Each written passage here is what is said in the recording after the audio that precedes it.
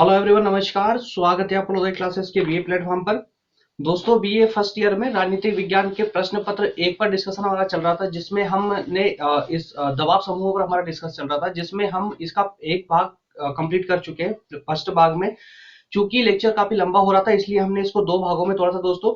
तो इसका सेकेंड भाग जो बचा हुआ पार्ट था, उसे हम अब इस लेक्चर में डिस्कस करेंगे। ठीक है, जो भी बच गया था पिछली बार में। और फर्स्ट भाग में आई थिंक अर्थ लक्षण और गुण दोष वगैरह इस पर डिस्कस कर लिया था हम लोगों ने। तो इसमें दो तीन पार्ट और बच जाते हैं जिस पे हमें डिस्कस करना है। ठीक है, तो चलिए दोस्तों सीधा बढ़ते हैं अपने सेशन में, सीधा डायरेक्ट मूव करेंगे अपने सेक्शन में। ये लेक्चर नंबर 27 होगा हमारा।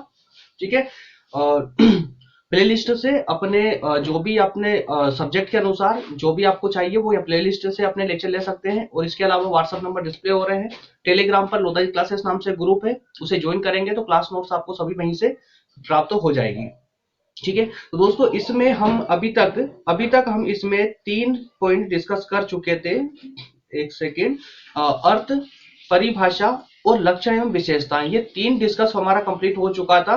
अब हम जो स्टार्ट करेंगे दोस्तों, वो ये 3 पॉइंट और बचते हैं इसके, जिसमें हम बात करेंगे राजनीतिक दल और दबाव समूहों में क्या अंतर है।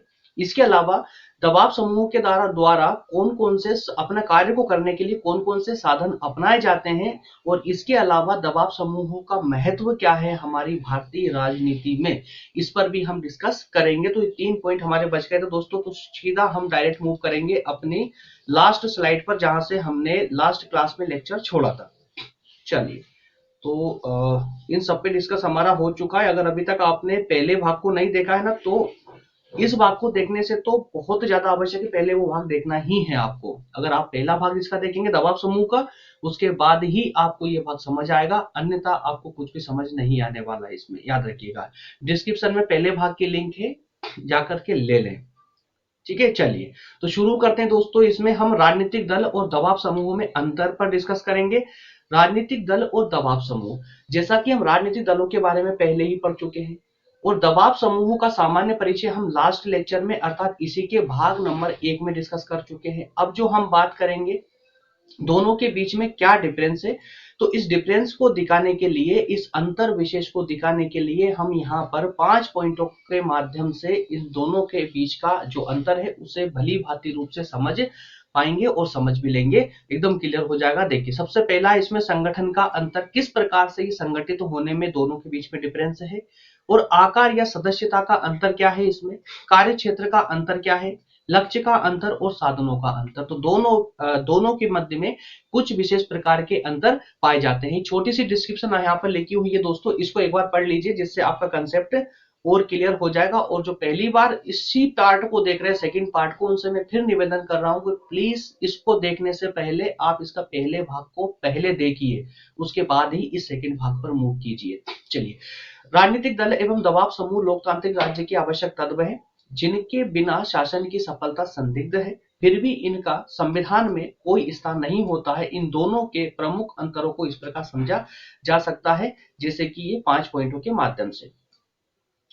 डिस्क्रिप्शन में कहा गया है दोस्तों कि राजनीतिक दल और दबाव समूह, इनके बिना किसी भी शासन व्यवस्था का संचालन संभव नहीं है।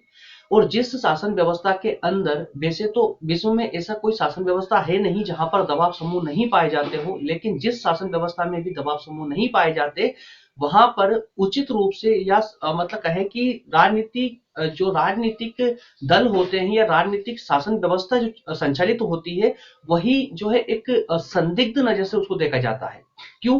क्योंकि जहां दबाव समूह नहीं होंगे तो वहां पर सरकार पर प्रेशर नहीं रहेगा, दबाव नहीं रहेगा। वो अपनी मनमानी करेगी, सरकार अपनी मनमानी करेगी। ठीक है, अपने अनुसार ही वो अपने अधिनियमों को लेकर आएगी, अपने अनुसार शासन का संचालन करेगी, अगर कोई दबाव बनाने वाला नहीं होगा तो इस प्रकार से दबाव समूह अपनी एक अहम भूमिका भी निभाते हैं, लेकिन साथ ही साथ में ये आलोचना का हिस्सा बनने से भी अपने आप को बचा नहीं सके।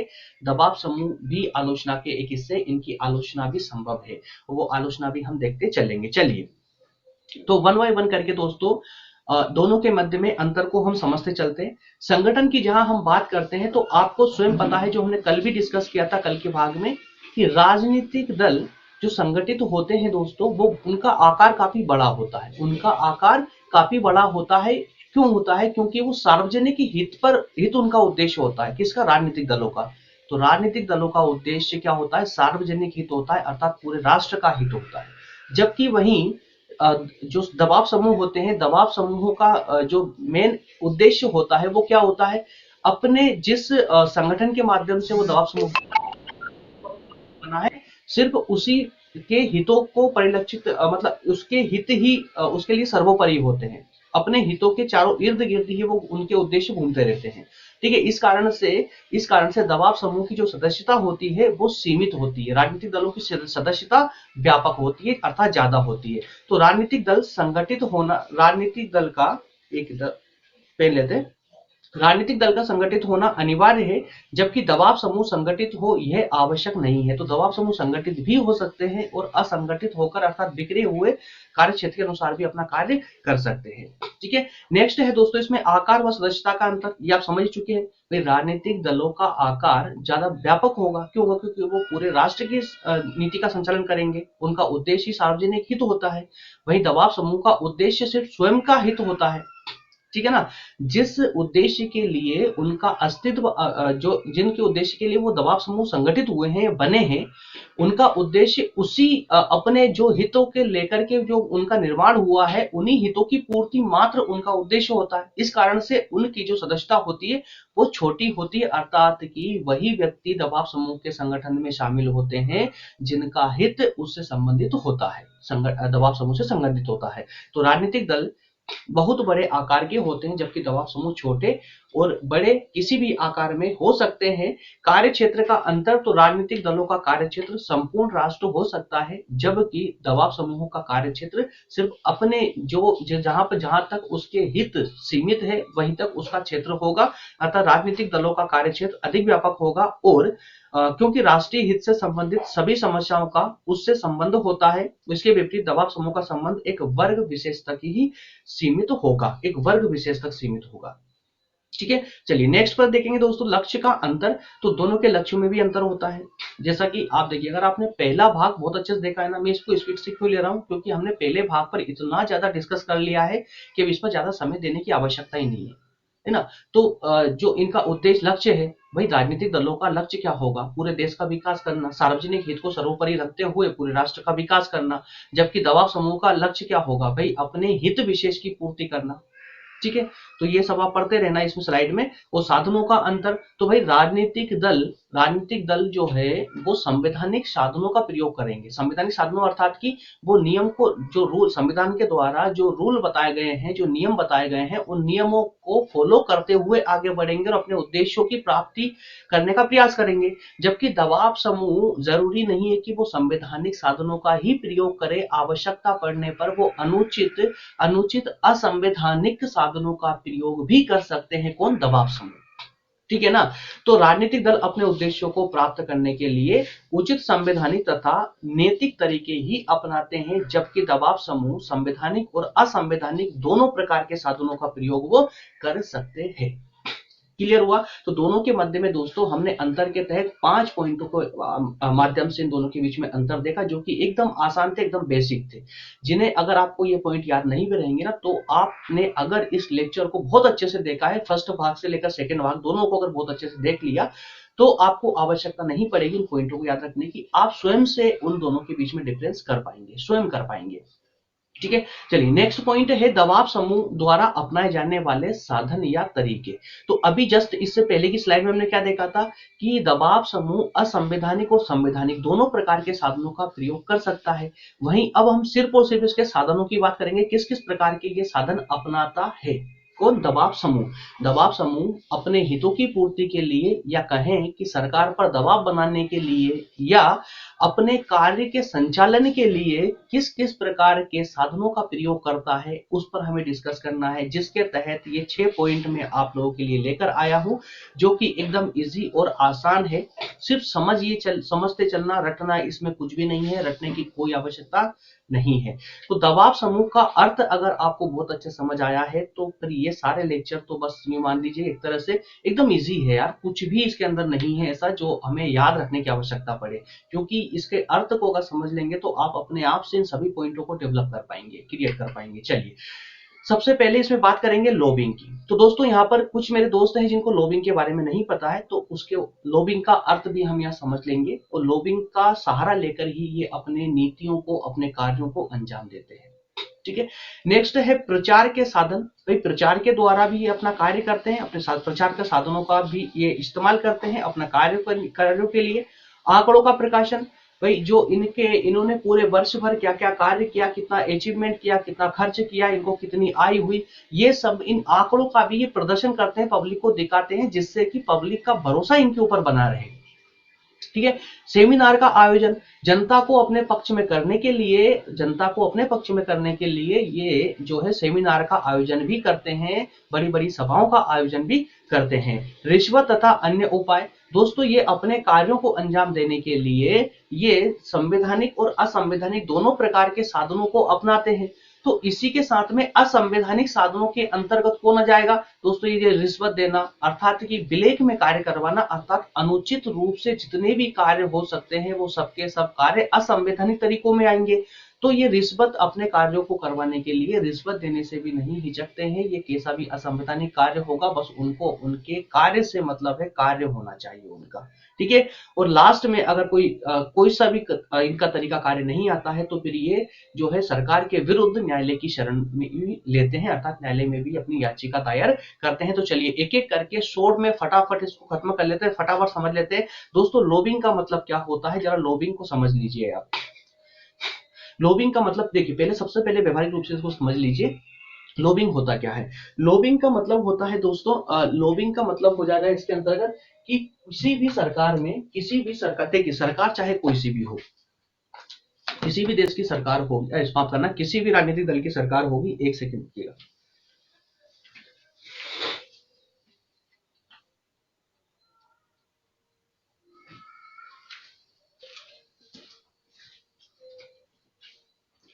हाँ, तो लॉबिंग का मतलब होता है, लॉबिंग को एक व्यवहारिक रूप से अगर आप समझना चाहते हैं तो इसे समझिए कि लॉबिंग जो है, देखिए जिस सरकार, मान लेते हैं कि केंद्र में कोई सरकार है, या राज्य में किसी भी एक सरकार को ले लीजिए आप लोग, केंद्र का हम एग्जांपल लेते हैं, भाई केंद्र में एक किसी भी राजनीतिक दल की सरकार है। ठीक है। तो अब वो सरकार कोई ऐसा अधिनियम लेकर आती है जो किसी वर्ग विशेष के हितों के विपरीत है, लेकिन हाँ सार्वजनिक लोगों के हित में है, लेकिन एक वर्ग विशेष के हित में नहीं है, बस इतना मान लीजिए। तो अब जिस वर्ग के हित में नहीं है वो योजना, और उस वर्ग ने अपना एक दबाव समूह बनाकर रखा हुआ है, एक संगठन बनाकर रखा हुआ है जो दबाव समूह के रूप में कार्य करता है, तो वो समूह क्या करेगा दोस्तों, तो वो सरकार पर दबाव बनाएगा कि इस प्रकार की योजना को आप लेकर मत आइए, क्योंकि ये हमारे हित में नहीं है। भले ही पूरे देश के हित में हो, लेकिन हमारे हित में नहीं है, इस कारण से इस योजना को आप लागू मत कीजिए। तो उस केस में क्या होगा भाई, सरकार पर अगर ज्यादा दबाव आएगा तो सरकार उस कार्य को, जो अधिनियम लेकर आ रही है उसको रद्द कर देगी, और अगर ज्यादा दबाव नहीं आया सरकार पर तो वो उसको लागू कर देगी। ठीक है। तो ये तो हो गया दबाव समूह के द्वारा किए जाने वाला कार्य, दबाव के माध्यम से सरकार पर जो दबाव डाला जाता है। ठीक है। अब इसी को दोस्तों, इसी के परिप्रेक्ष्य में अगर हम लॉबिंग को समझे, तो लॉबिंग का मतलब ये हो जाता है कि जब दबाव समूह अपने कुछ सदस्यों को सरकार में भेज देते हैं, सरकार में बिठा देते हैं, अर्थात सरकार का अंग बना देते हैं। ठीक है। या या सरकार पर ही दबाव बना करके, सरकार पर राजनीति से बाहर रहकर, सरकार से बाहर रह करके ही सरकार पर दबाव बनाकर जब अपने कार्यों को करवाते हैं, ये अर्थात कि अपने हित में कानून निर्माण करवाते हैं, कानून बनवाते हैं, तो उसी को लॉबिंग कहा जाता है। अब इसको एक लाइन में आप कैसे समझेंगे कि जब दबाव समूह सरकार पर दबाव बना करके अपने हित में कानून बनवा ले, उसी को हम यहाँ लॉबिंग के नाम से जानते हैं। क्लियर हुआ है ना। तो लॉबिंग का सामान्य अर्थ है विधानमंडल के सदस्यों को प्रभावित कर उनके अपने हित में कानून का निर्माण करवाना, और लॉबिंग में व्यवस्थापिका के अधिवेशन के समय किसी विशेष विधेयक को विधि में परिणत करवाने या रुचि ली जाती है। तो दोस्तों वही है जो मैंने आपको अभी स्पष्ट तौर पे समझाया है। ठीक है। नेक्स्ट पॉइंट है इसका प्रचार प्रसार के साधन। तो जो ये हमारे दबाव समूह है दोस्तों, दबाव समूह जनता में अपना पक्ष रखने के लिए, जनता को अपनी ओर करने के लिए, जनता को अपने जो उद्देश्यों को जनता तक पहुंचाने के लिए ये प्रचार के साधनों का भी प्रयोग करते हैं। जैसे कुछ भी ले लीजिए आप, जैसे प्रेस, रेडियो, टेलीविजन, ये सार्वजनिक प्रचार के जितने भी साधन हो सकते हैं उन सभी साधनों का ये प्रयोग करते हैं। ठीक है, चलिए नेक्स्ट पॉइंट है इसी का, आंकड़ों का प्रकाशन। तो आंकड़ों का प्रकाशन मतलब क्या हुआ भाई, इनका पूरा लेन देन कितना हुआ, इनके पास में कितना पैसा आया, कितना गया, या किस प्रकार से कितना इन्होंने अभी तक अचीवमेंट किया है, कितना अपने पक्ष में सरकार को राजी किया है या सरकार पर दबाव बनाकर अपने पक्ष में कितना कार्य करवाया है, क्या क्या इन्होंने टोटल पिछले वर्ष में, या एक इनका निश्चित वर्ष समय होता है कि हर साल का ये डाटा पेश करेंगे या 2 साल का या 5 साल का, इस प्रकार से ये अपने पूरे डाटा को जनता के सामने प्रस्तुत करते हैं प्रचार प्रसार के साधनों के माध्यम से।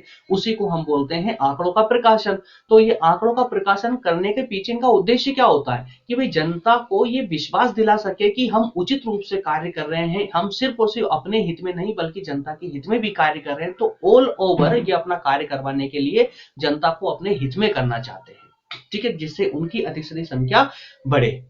ठीक है, चलिए सेमिनार का आयोजन, तो सेम फंडा यही है दोस्तों, अपने कार्यों को संचालन उचित संचालन के लिए, जनता को अपनी ओर करने के लिए, अपनी सदस्य संख्या बढ़ाने के लिए ये सेमिनार का भी आयोजन करते हैं, जिससे बड़े बड़े संगठनों का माफ करना, बड़ी बड़ी सभाओं का आयोजन करते हैं।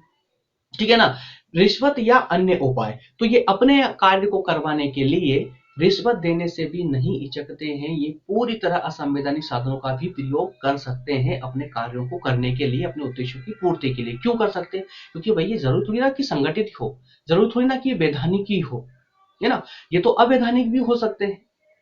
इसी कारण से दोस्तों ये किसी भी प्रकार के साधनों का प्रयोग कर सकते हैं और करते भी, बेसिकली करते हैं अपना कार्य करवाने के लिए। ठीक है, न्यायालय की शरण, भाई लास्ट में अगर इनका काम नहीं हो पाता है या इनके हित में नहीं आती कोई योजना, तो ये न्यायालय की शरण भी ले सकते हैं, है ना, न्यायालय में भी अपनी याचिका दायर करके और अपने केस को, जो उन्होंने याचिका दायर की है उस मुद्दे को अपनी ओर अपने पक्ष में लेने का प्रयास भी ये लोग करते हैं।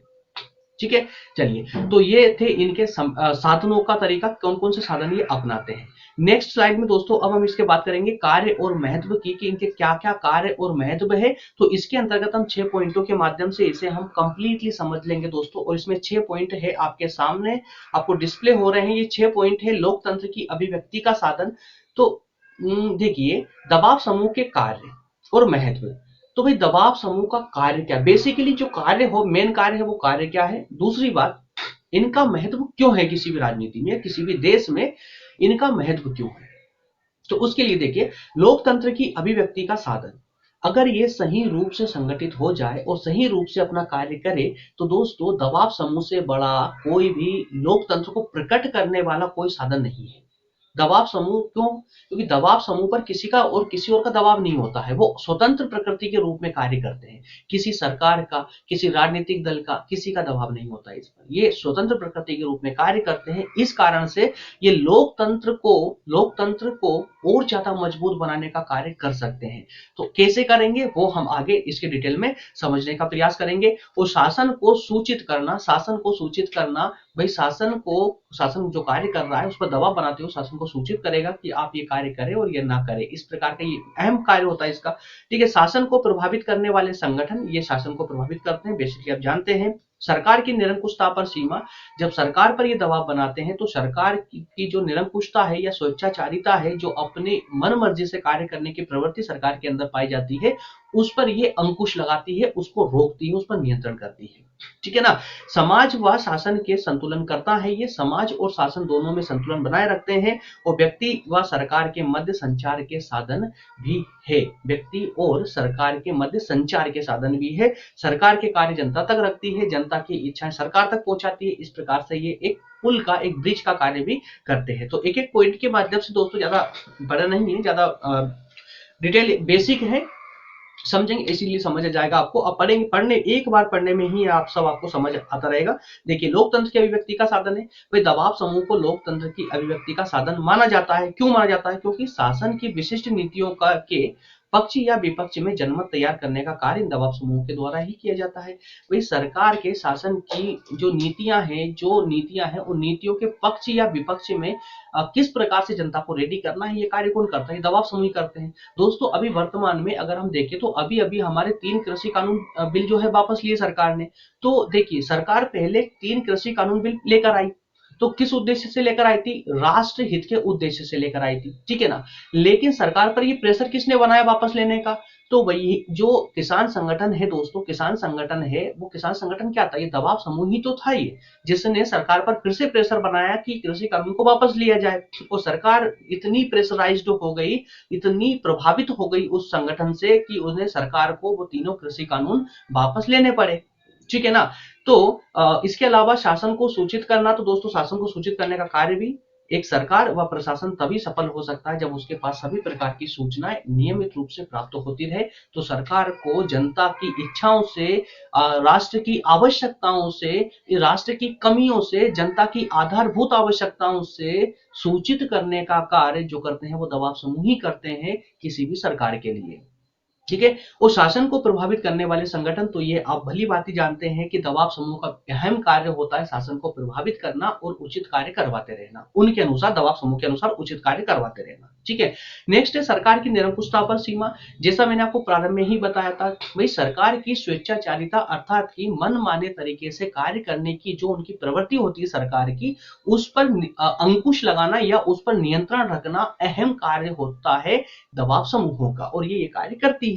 समाज व शासन के पॉइंट नंबर 5 है समाज व शासन के संतुलन करता। तो ये समाज और सरकार में, समाज अर्थात जनता और सरकार के बीच में संतुलन बनाए रखने का भी कार्य करते हैं। और point number 6 and last point है दोस्तों, व्यक्ति व सरकार के मध्य में संचार के साधन है। तो व्यक्ति की आवश्यकताओं को, व्यक्ति की डिमांड को सरकार तक पहुंचाती है और सरकार की नीतियों के बारे में पूरी जानकारी दबाव समूह जनता तक पहुंचाते हैं। इस प्रकार से हम इन्हें एक एज अ ब्रिज मान सकते हैं, एक पुल के रूप में मान सकते हैं।